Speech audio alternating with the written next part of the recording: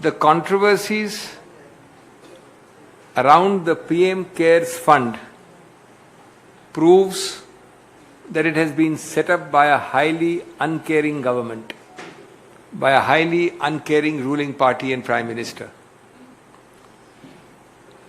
PM Cares starts with a capital C, which unfortunately appears to signify coercion, chaos, confusion, corruption by the powers that be. Before I go into the details, the admitted facts are, and they are now in the public domain through all of you, to all of you, that government-run firms, government-owned firms, government property firms have contributed an overwhelming percentage of all donations or contributions to the PM Cares Fund. For the 2-year period or a 3-year period from 2019 to 22, these such companies contributed just under 3,000 crores. Just under. In percentage terms, it is very interesting. The number of companies which contributed may be more than 250 or 300. But the total percentage of contribution by those 250 or 300 companies was less than 40%. 60% of the contribution, or just under 60%, was from these government companies. These top donors, contributors include the well-known names ONGC, NTPC, Power Grid Corporation, Indian Oil Corporation, Power Finance Corporation. And there are other companies where the government has a significant ownership and control, all of which has added to just under 60% of all contributions from them, just under 5,000 crores from them, 5,000 crore rupees.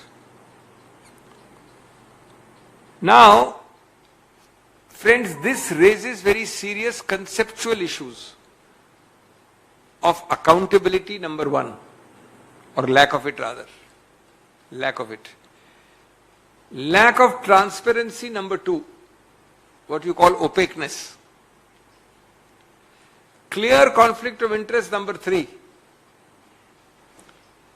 And constitutional issues of great moment, violating every possible known constitutional canon. And before I delve into them one by one, I want to ask you a simple question. Suppose he, as the Chief Minister of an opposition-ruled state, had announced CM Cares, or he, as an opposition-ruled state Chief Minister, announced CM Cares. What would have happened, friends?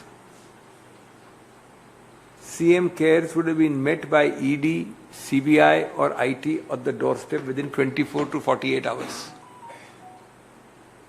And the CM might have raised only 1,000 crores. Here we are talking of 5,000 crores.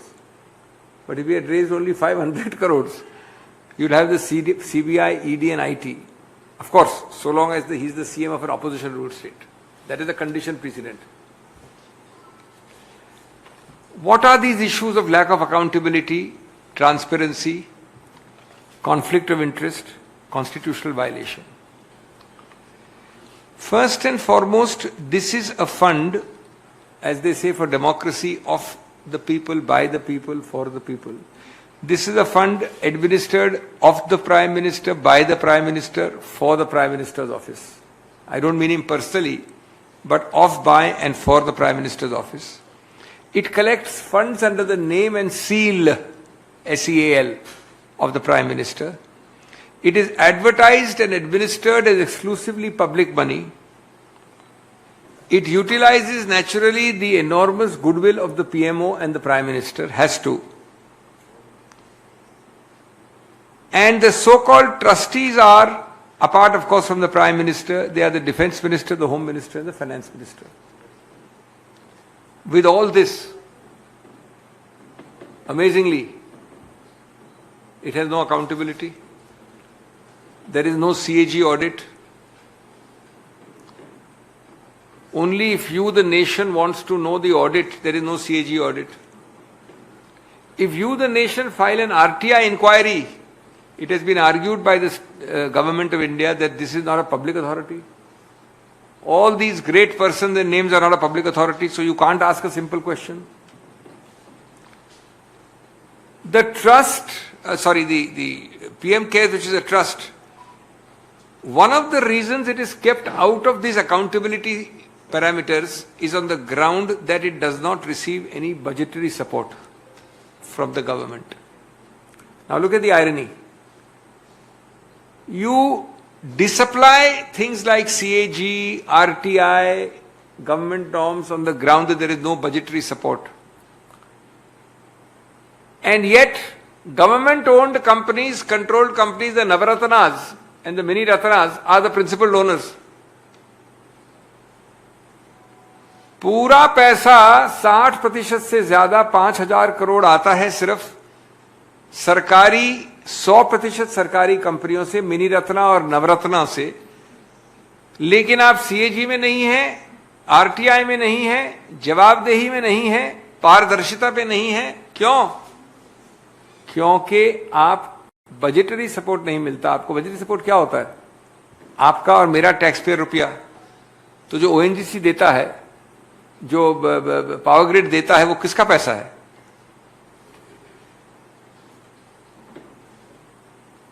चलिए ये मान लिया that you are not subject to all this formally. There are matters pending in court. These are sub judice matters.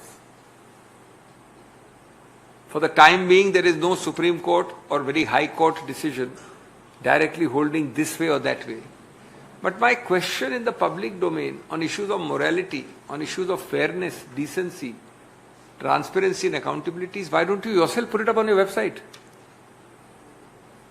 I received 10 rupees from her, 10 rupees from him, 20 rupees from him, 30 rupees in 6 months. Every month you put up. And then I spent it 5 rupees on this, 5 rupees on that, 7 rupees on that. Every month you put it. These are not matters where you will quibble. On the contrary, the government of India filed an affidavit in court saying, none of this will apply to us because we are not a government of India. There is no budgetary support. Therefore, the whole thing is shrouded in secrecy. Unfortunately, a division bench, which is what lawyers call two-judge bench of the High Court, dealt with the matter, and one of the learned judges, Justice Ravindra Bhatt, now in the Supreme Court, held that this fund is subject to RTI. Remember the interesting conundrum. The Prime Minister's Relief Fund is virtually the same. You give it, I give to it, you give to it, everybody gives to it. It is subject to CAG, it is subject to RTI, it is subject to everything. You created a parallel stream subject to nothing. So the learned judge, Justice Ravindra Bhatt, in that case held that it is subject to RTI. Unfortunately, his brother judge in the division, Justice Sunil Gaur, deferred. That's years ago now. Because of difference, it was referred to a larger bench or a third judge. For years, that has not seen the light of the day. There is no hearing on that. To decide these fundamental questions. I have dealt with accountability and transparency repeatedly by giving you examples. Take conflict of interest. Can the executive government of the day, again I give you the example of a chief minister of a state, or let us say a state organ, not central organ, state organ. Can it raise large sums of money through the executive? Executive can be a minister's fund, it can be a ministry's fund, it can be a chief minister's CM Cares fund. Can they raise any rupiah one without legislative sanction? What is the first principle of raising money? That there must be an act of parliament or something must be, that's why you pass the budget, that's why you pass the appropriation bill. Or let me go further, at least below the budget and the appropriation bill, some delegated legislative sanction. Here the executive, and that to the highest executive office, the chief executive officer's office, namely the Prime Minister's office, is receiving 5,000 crores, 60% of everything in the fund, without any legislative sanction. There is no act of parliament which allows this money to be created, collected, put in this fund. I'm not saying you make it a consolidated fund of India, but where is the sanction? Where is the accountability? Where is the tracking? Welcome to K-Mall, a premium project by Kaleen Group.